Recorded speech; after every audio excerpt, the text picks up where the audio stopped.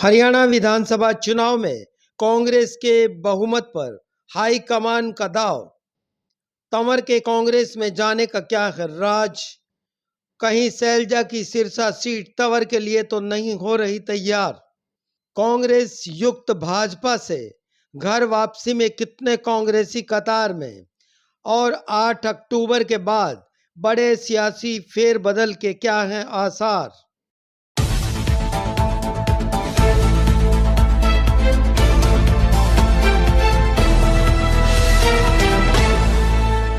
Bharatiya Janata party में शामिल होते ही सिरसा से लोकसभा सीट की टिकट हासिल करने वाले अशोक तंवर ने उसी अंदाज में भाजपा को छोड़ दिया। तंवर का कांग्रेस में शामिल होना, और वो भी राहुल गांधी से सीधे संपर्क के साथ, यही कारण है कि भाजपा की ही तरह भूपेंद्र हुड्डा भी हैरत में दिखाई दिए। इससे बड़ी चौंकाने वाली सियासी घटना अभी बाकी है। इस घटनाक्रम की परतें 8 अक्टूबर के बाद यानी हरियाणा के विधानसभा चुनाव का परिणाम आने के बाद ही खुलने वाली हैं। लेकिन उससे ज्यादा मैंडेट इस बार हरियाणा के लोग देंगे, ऐसा हम सब लोगों को यकीन है। और सभी में स्पष्ट बहुमत तो मिल ही रहा है। पोल ऑफ जो एग्जिट पोल्स है उसमें भी 55-60 के बीच में सीटें आ रही हैं। तो हरियाणा राहुल गांधी जी के नेतृत्व में मैं समझता हूँ कि पुनः वापसी कर रहा है। और जो उनका संकल्प है भारत को जोड़ने का, हरियाणा के लोगों को जोड़ने का, उनको न्याय दिलाने का, लोगों की आवाज उठा करके बाबा साहब के संविधान की जिस तरीके से रक्षा करने का उन्होंने संकल्प लिया है, आरक्षण को जिस तरीके से उन्होंने बात कही है, जो 7 गारंटियां दी हैं जाति जनगणना से लेकर के, और मैं समझता हूँ कि हर क्षेत्र में शिक्षा, स्वास्थ्य, किसानों को और ज्यादा ताकत मिले, हर वर्ग खुशहाल हो, कर्मचारियों को लगातार 10 वर्ष, नौजवान, कर्मचारी, किसान, गरीब आदमी, ये तो बेचारे पिटते रहे। तो ऐसे में जो बहुत उम्मीद के साथ हरियाणा के लोगों ने एक बार फिर कांग्रेस पार्टी के ऊपर विश्वास जताया है, और जो बात हम लोगों ने कही थी कि हाथ बदलेगा हालात, वो सार्थक होती दिख रही है। और कहीं ना कहीं वही हालात बदलने के लिए पार्टी ने घोषणाएं करी थी कि भाई हम आएंगे तो 2,000 रुपये हर माह गृहिणी को देंगे, जो 6,000 रुपये है वो बुढ़ापा पेंशन, विकलांग, विधवा पेंशन वो देंगे, एमएसपी की गारंटी देंगे कानूनी रूप से। तो बहुत से वायदे हैं जिनको पूरा करने के लिए पूरा रोड मैप तैयार किया। जिस दिन आदरणीय हमारे कांग्रेस अध्यक्ष मल्लिकार्जुन खड़गे जी ने घोषणा पत्र जारी किया था, उस दिन भी कहा था कि एक एक लाइन इसकी पड़ी है, और जब ये कसौटी पर खरा उतरा है, जब हमने पूरा इसका आर्थिक तौर पे विश्लेषण कर लिया है, उसके बाद ही इसको आगे लोगों के बीच में हम लेकर के गए हैं। मैं सबका धन्यवादी हूँ। हरियाणा के सभी मतदाताओं का 2,80,00,000 लोगों की जो भावना है उसके अनुरूप जनादेश ही आएगा। सभी कांग्रेस के कार्यकर्ताओं, नेताओं ने पूरी ताकत लगाई, और मैं समझता हूँ कि जो भारतीय जनता पार्टी ने कोशिश करी थी कि भाई हम हर तरीके तिकड़म लगाएंगे, तो हर तिकड़म की काट जो है वो जनता के वोट के पास होती है। जनता ने जनादेश कांग्रेस के पक्ष में दे दिया। राजनीति के जानकारों का मानना यह है कि अगर हरियाणा में कांग्रेस बहुमत में आती है तो कहीं तंवर के लिए सिरसा लोकसभा सीट पर कांग्रेस उपचुनाव के कपाट तो नहीं खोलने वाली है। राहुल गांधी का कुमारी शैलजा को कुछ बड़ा किए जाने का फिक्रा साधारण आश्वासन नहीं माना जा रहा है। ऑल इंडिया कांग्रेस कमेटी के महासचिव पद पर आसीन कुमारी शैलजा के लिए इससे बड़ा ओहदा या तो राष्ट्रीय अध्यक्ष का हो सकता है या फिर हरियाणा की कमान सौंपने का। हरियाणा की बागडोर को लेकर चर्चाओं पर गौर किया जाए तो तंवर के लिए सिरसा से सांसद चुनाव के लिए उम्मीद पर गौर करना भी लाजमी माना जा रहा है। माना यह भी जा रहा है कि कांग्रेस का हरियाणा में पूर्ण बहुमत आता है तो कांग्रेस में सियासी उथल पुथल का बड़ा बवंडर देखने को मिल सकता है। इसकी आहट का अंदाजा कुमारी शैलजा का अभी से सीएम की दावेदारी पर उसी सुर में दावा और भूपेंद्र हुड्डा का सीएम पद पर बयान की हाईकमान तय करेंगे।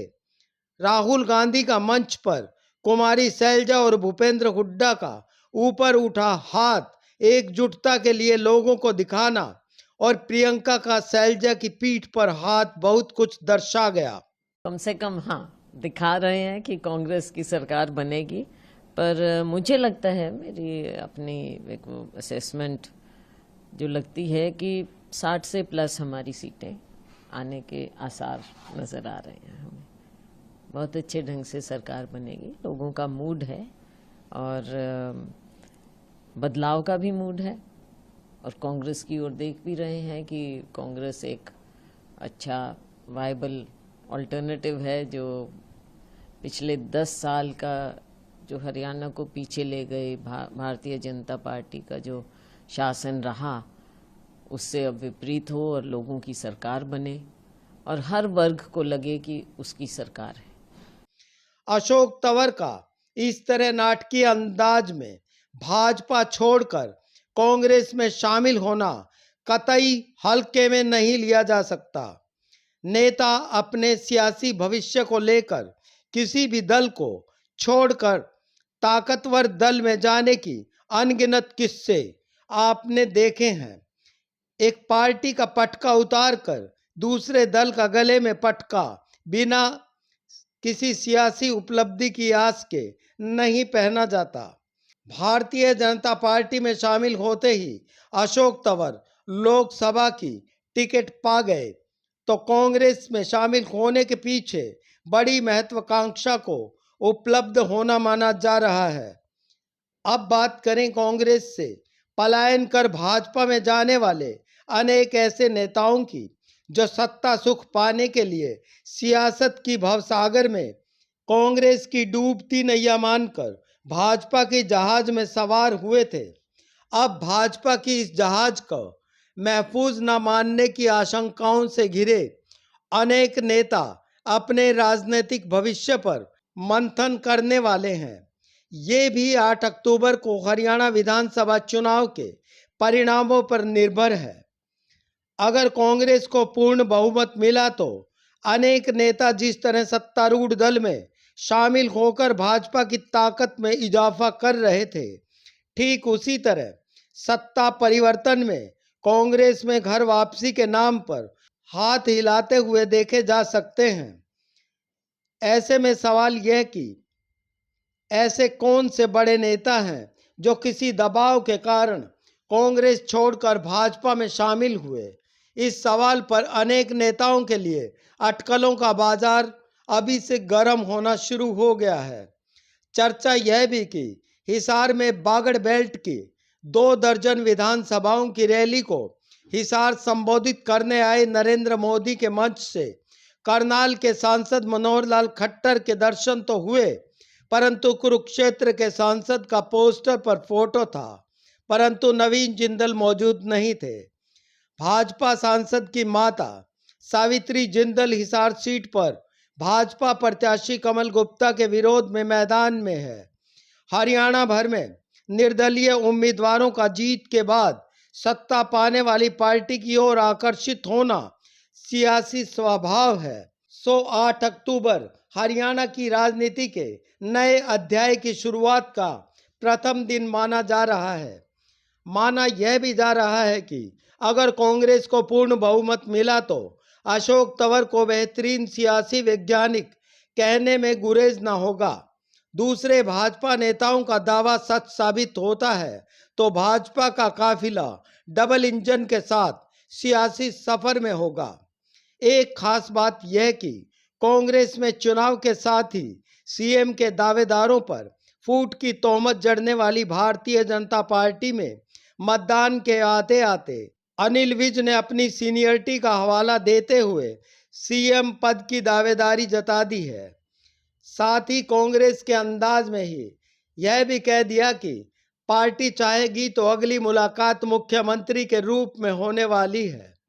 इससे पहले राव इंद्रजीत सिंह भी मुख्यमंत्री पद पर दावा ठोक चुके हैं, जबकि भाजपा ने हरियाणा में तीसरी बार सरकार बनने पर नायब सिंह सैनी को मुख्यमंत्री पहले से ही घोषित किया हुआ है। कांग्रेस में भी सीएम पद को लेकर घमासान बरकरार है। ऐसे में कांग्रेस में एक धड़ा बहुमत तो भाजपा पर जोड़ तोड़ में माहिर होने के बीच आने वाले चुनाव परिणामों और उसके बाद सियासी घटनाक्रम पर आप क्या सोचते हैं? कमेंट बॉक्स में अपनी प्रतिक्रिया जरूर साझा करें। Page at noon channel subscribe नहीं किया है तो कृपया जरूर करें। शुक्रिया।